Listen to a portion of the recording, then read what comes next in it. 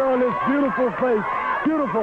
Listen, you know something? I'm surprised that finally, for once, one of these films, these tape backs, showed the truth that Robert Fuller and Ted DiBiase lied. They let greed overtake their mind, and they left that fat hog for slaughtering, which is just what we did, and we finished them off for good. Because I never have to worry about that. I trust my life with these men. I don't have to worry. But where was the VTR of the six-man elimination where I put the big fat man out myself first, and when it got down to it, and it was me and DiBiase, and I whooped him and beat him in the Omni, and all 7 lumberjacks jumped on me, and I want to thank you for saving me, because if you hadn't have been there, even Joe LeDuc got on me, and I had to straighten him out later. But let me make a suggestion. The next time you wrestle us, get it together, baby, and get the ambulance there before the match. Save yourself some time, because time is of the essence. And in the Omni, you will be in the same line that Stan Frazier was to the hospital, because the belts mean more than Eddie. It's our bread and butter and nut nutter. And then January 2nd, it's Fantasia back to Gadsden. Tomorrow night, for the first time ever, for the first time in history, fabulous Freebird Fantasia goes to Columbus, Ohio. All the ladies are cold, but we're... And for excellent reason, too. As you know, a special challenge was issued. Mr. Saito said he wanted to have Mr. Wrestling number 2 in his own kind of a match, a judo jacket match. Now, Wrestling 2 has wrestled the world over. He has faced that form of competition in the past, but obviously not with the skill and expertise that Mr. Saito had as a background. No, I certainly didn't, Gordon. That was an experience within itself. But I enjoyed it for the simple reason is that the man himself made a mistake. And I capitalized on it, as you will see. I believe you have some tape on that was taken during the time of the match. And you will see as I capitalize on his mistake. And that, of course, is the name of the game. In this profession, in this sport, one mistake and it's all over. You just don't fumble the ball. There's no question about that. And may I just point out that we are going to be seeing in just a couple of moments the match between Wrestling 2 and Mr. Saito. And I want to point out once again, this was a direct challenge from Mr. Saito. He wanted judo jackets. That's how he figured he would finally humiliate Wrestling 2 and defeat him. So right now, let's go to the Omni. And let's take a look at the closing moments of this match, and I know it's a moment that you're going to enjoy reliving. Yes. Well, here we are. Well, needless to say, I got a jacket on. He's got a jacket on. Well, I'm playing his game. We're coming into, you might say, a referee's position as far as the judo jacket is concerned. I'm very, very cautious at this particular point because I know that this man is well familiar with the jackets and far more than I am, Gordon, and I had to be very cautious and very careful. Obviously, of course, you can use those jackets. You get tremendous extra leverage with them. Well, you see, just then, I tried a little move myself, and which he has very, very good balance, good coordination. He tried to move, but I have fairly good balance myself on my feet, and even more so when I'm on the ground. But I like this. The man was just digging as hard as he could possibly dig. He felt and he knew within himself that he was going to tear me from limb to limb. But I had a few tricks up my sleeve also. Certainly no question about it. And again, he tried for a throw. Well blocked by you. You're back to that side headlock. I notice you seem to be going back more to the basics of wrestling, where he is once again trying to concentrate on the jacket aspect of the attack, but you've been pretty well turning it in your favor. Well, Gordon, wrestling has always been my life. It's been my entire career, and wrestling is what I know best. This man, he knows the judo jacket best, so all I could do is try to counter anything that he tried to pull on me, which worked out fairly well for myself. Deeper into the match now. At this point right here is where he made his mistake. When he took my jacket off, it put me back in my type of world.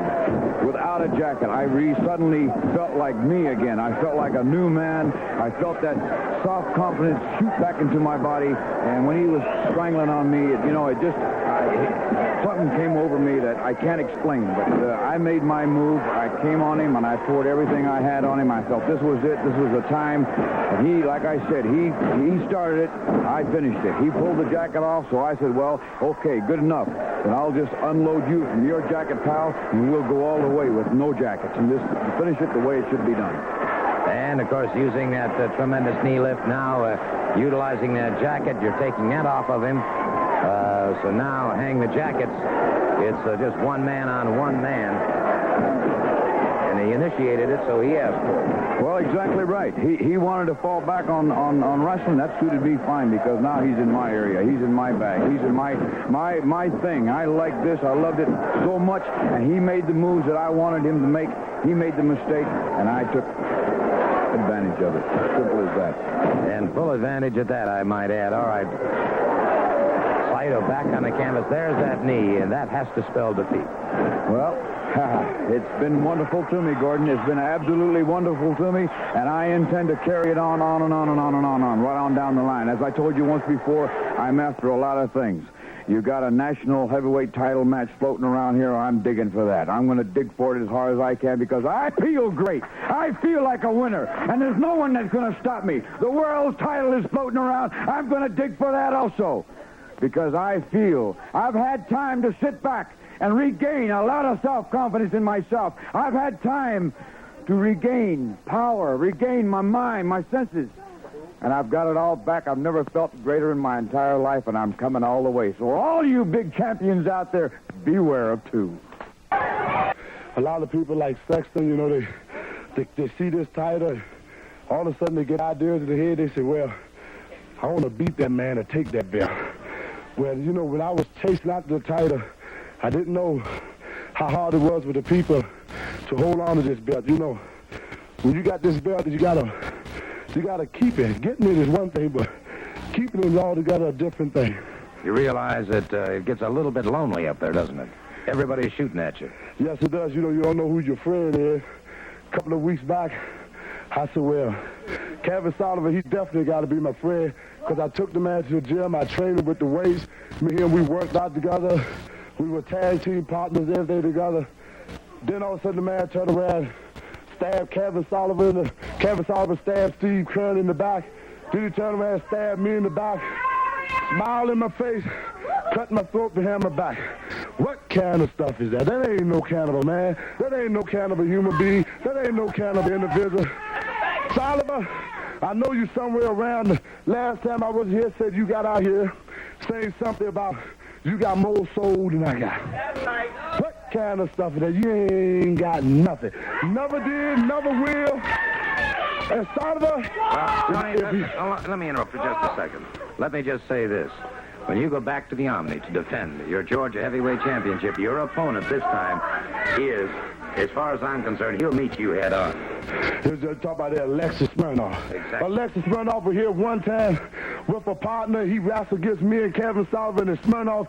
He believed in superiority. He believed that he's so much better than everybody else. The man believed can't nobody do nothing to him. But I don't believe that. We never had, never will, and never did. I don't believe that anybody any better than me. I don't believe I'm any better than anybody else. But I tell you one thing, I deeply believe I can take care of myself in that ring. And anybody, wrestler or civilian that think I'm wrong, get on in the square circle, Smirnoff, anyone else.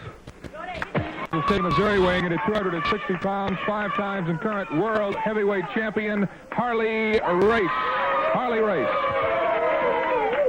Harley Race, and there you see it. The diamond and gold heavyweight championship belt. That belt originally cost $10,000, but that was before gold skyrocketed like it did. And I would hesitate to try and put the price on that belt at this point in time. I've asked Tony Atlas to join me here. I thought he might lend some interesting comments to this in as much as he is a Georgia heavyweight champion. You know, anytime that I've Harley racing in the ring, I always like to be around just to watch this man in action. You know, I have watched Jimmy Jones. I have watched Jimmy Jones in the past, and I think the man is an outstanding wrestler. And for him just to get a match with the world champion, Harley Race, I know what this means to him. He was talking to me in the back, and he said, man, this is my chance wrestling the world champion. This is what I always waited for. So I just wanted to watch and see. Now, Harley Race, he's a man where he looked like sometimes he's in trouble. but he's a champion, so you got to be careful. Like, look at now here he lifts a 230-pound man up with just his neck. And that takes endurance and takes strength. I see why. Jimmy Jones hurtled into that turnbuckle, caught that top rope and top turnbuckle, and that would have caved in the average man's chest, but it has had its effect on Jones as well. Yeah, he trained long and hard for this match with Harley Race. He knew he was going to have it. He went into serious training, and now I see all that training was really necessary for him to go through that training to be in the ring with a man with the standards of Harley Race. Race has him up. Full slam on Jones, has him back to the canvas once again. Harley Race driving that knee, and of course that is something that he has perfected in professional wrestling. A lot of people have tried to duplicate it, but nobody has the devastating power that Race has in the driving with that knee.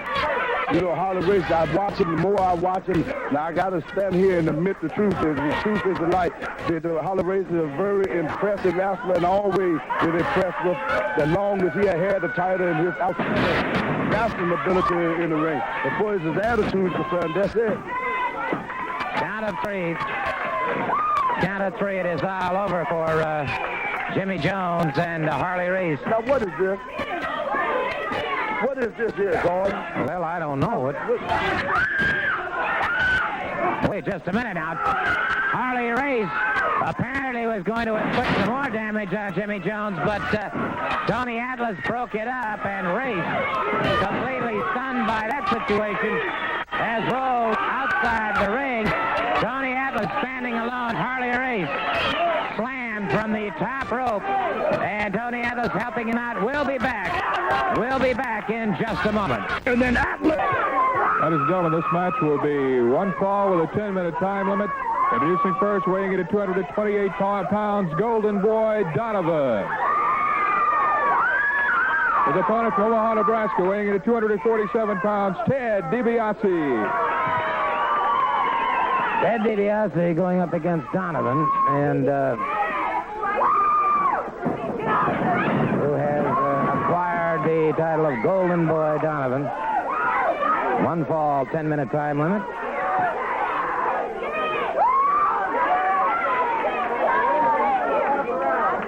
And some problems here in getting this match underway.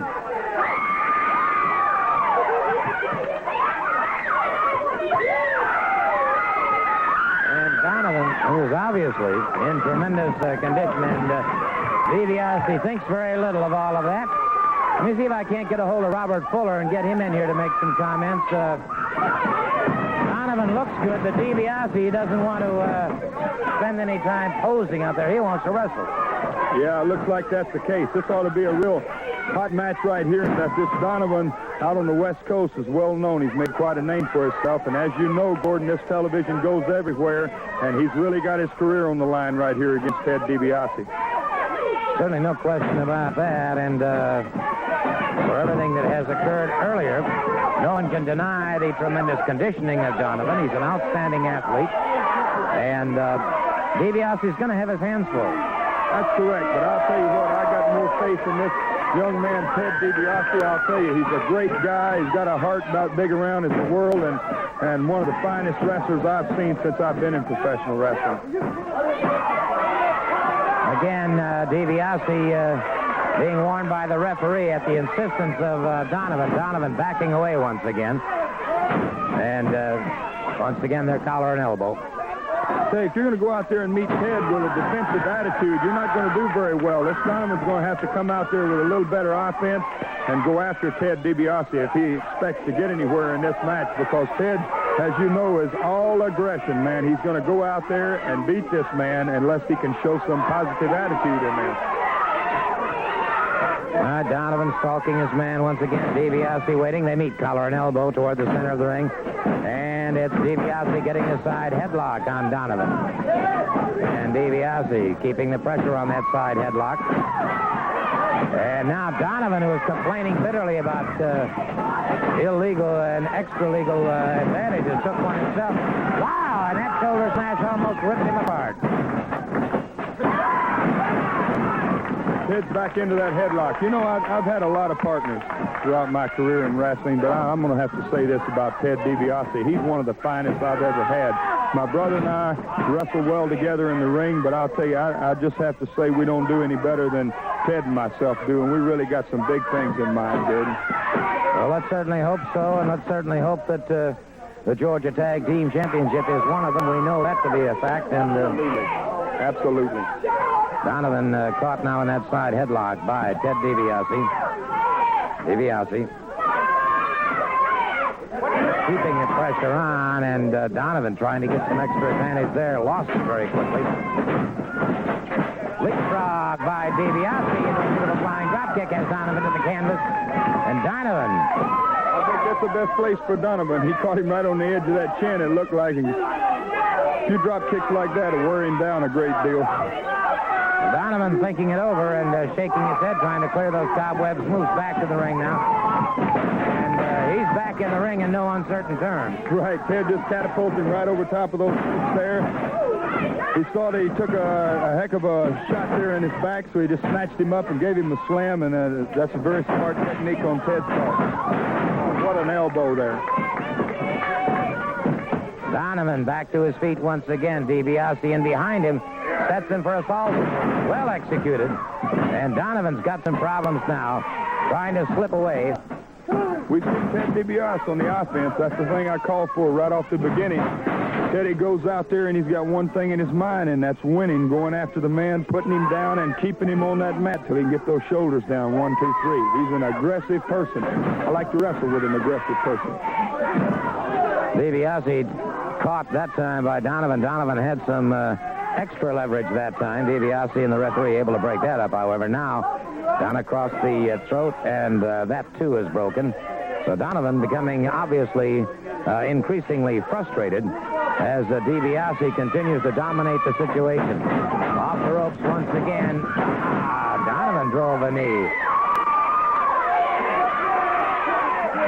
DiBiase down, and Donovan trying to turn the tide of this one, Robert. That's right. As you see there, he's using the fist. He's going to use the knees, and he's got Ted in a pretty bad position right here. Ted's going to have to come out of this pretty fast.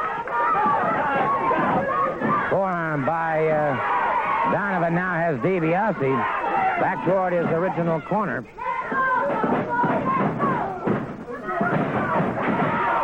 Ted took a real shot in that corner there, just to flatten the face on that turnbuckle, and that's got to weaken him down some. Well, you know, Robert, you were saying that Donovan has established and developed quite a reputation out on the west coast of the United States.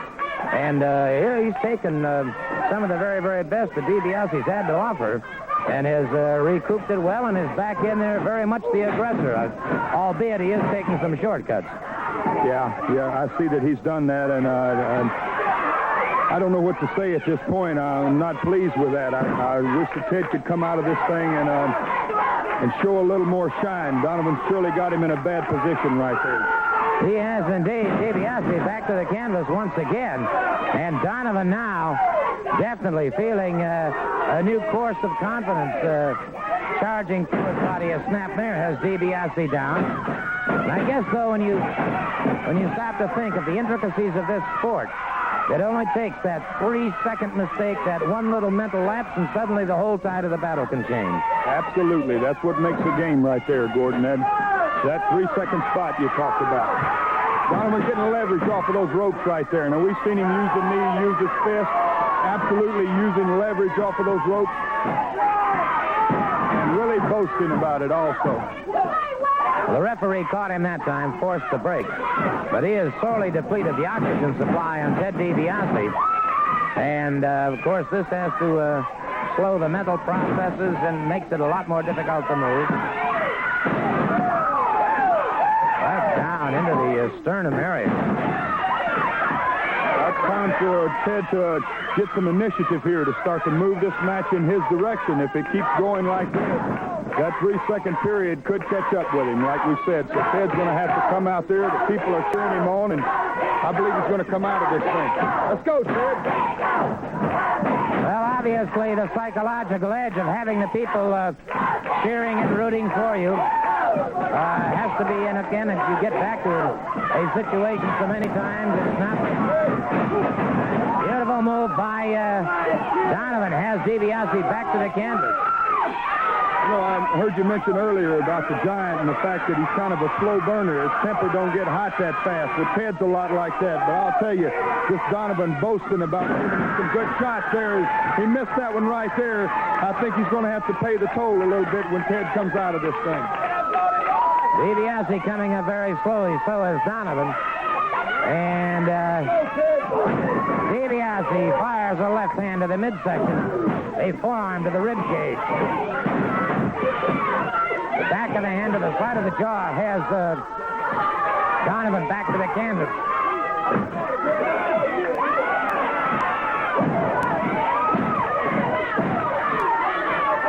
And DiBiase now beginning to explode on Donovan.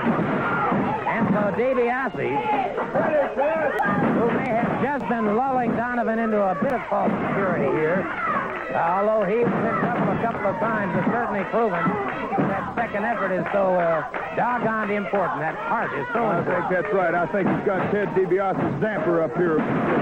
Wow. Almost like a power slam there, like a power hip toss that took him right over for that 3 count. Very impressive.